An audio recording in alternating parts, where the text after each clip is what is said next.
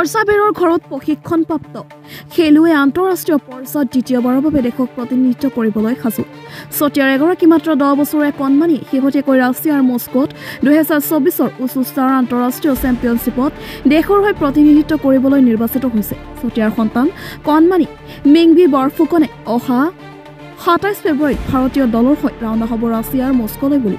উচু মেচিনাৰী নামেৰে এক তৰ্চাবেৰৰ ঘৰত সামান্যতম সা-সুবিধাৰে প্ৰশিক্ষক পদ্ম জায়ৰুৰ তত্ত্বাৱধানত কঠোৰ অনুশীলনত ব্যস্ত কণমানি মিংবি দিনে ৰাতিয়ে কৰিছে অনুশীলন 2023 বৰ্ষত চীনত অনুষ্ঠিত হোৱা এছিয়ান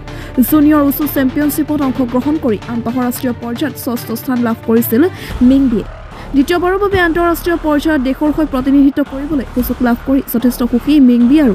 এটা পদক অৰ্জন কৰাৰ আশাবাদী ৰাছিয়াৰ মস্কোলৈ বুলি নিৰ্বাচিত হোৱা ভাৰতীয় দলৰ কনিষ্ঠতম খেলুৱৈ মিংবি বৰফুকন চতিয়াৰ গেৰেকি গাঁৱৰ ৰবাৰ্ট ফুকন আৰু বৰ্ষা ফুকনৰ জীয়ৰী Mingbi news desk report news 24 update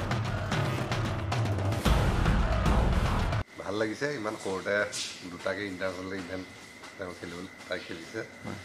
আৰু চাইনাত খেলোঁতে অলপৰ কাৰণে মেডেলৰ পৰা বঞ্চিত হৈছে আশা কৰিছোঁ ৰাছিয়াত গৈ তাই হেৰি হওক ছাকচেছ হওক যাতে এটা মেডেল আহে এইটো ৰেকৰ্ড হ'ব বা আমাৰ প্ৰথম এইবাৰ ধৰক যদি আনে তাৰ ৰেকৰ্ডো হ'ব নাম থাকি যাব তাই আৰু অল ক্ৰেডিটছ গো টু পদ্ম অবিহনে মানে এইটো তাই ধৰক আমি ছাকচেছ হ'ব নোৱাৰিলোঁ তাই মানে আমি গোটেইখিনি ছাকচেছ হ'ব নোৱাৰোঁ খুবেই ভাল লাগিছে পুনৰবাৰ মই ইণ্ডিয়াৰ জাৰ্চি পিন্ধিব পাম আৰু যোৱা বছৰ মই গৈছিলোঁ তাৰপিছত এতিয়া আকৌ চিলেকশ্যন হৈছোঁ এবাৰ কিবা এটা কৰি হ'লেও মেডেল আনিবই লাগিব সেইকাৰণে এতিয়া খুব প্ৰেক্টিছ কৰিবলগীয়া হৈছে হয় এতিয়া দিনটোত কিমান সময় প্ৰেক্টিছ কৰা ৰাতিপুৱা 6টাৰ পৰা কেতিয়াবা 8:30লৈকে 9টালৈকে তেনেকৈ কৰা হয় এতিয়া নিশাও কৰিছা হয় ৰাতি কেইটালৈকে কৰিবা ৰাতি 5টাৰ পৰা হয় 8:30লৈকে 8:30 9টালৈকে হয় হয় অহা 29 তাৰিখৰ পৰা ৰাছিয়াত মস্কো উচু ষ্টাৰ্ছ ইণ্টাৰনেশ্যনেল চেম্পিয়নশ্বিপ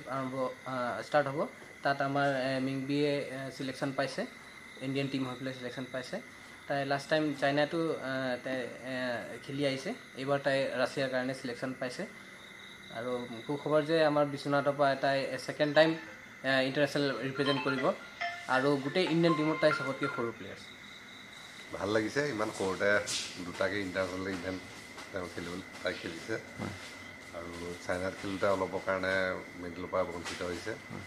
আশা কৰিছোঁ ৰাছিয়াত গৈ তাই হেৰি হওক ছাকচেছ হওক যাতে এটা মেডেল আহে এইটো ৰেকৰ্ড হ'ব বা আমাৰ প্ৰথম এইবাৰ ধৰক যদি আনে তাৰ ৰেকৰ্ডো হ'ব নাম থাকি যাব তাই আৰু অল ক্ৰেডিটছ গো টু পদ্ম অবিহনে মানে এইটো তাই ধৰক আমি ছাকচেছ হ'ব নোৱাৰিলোঁ তাই মানে আমি গোটেইখিনি ছাকচেছ হ'ব নোৱাৰোঁ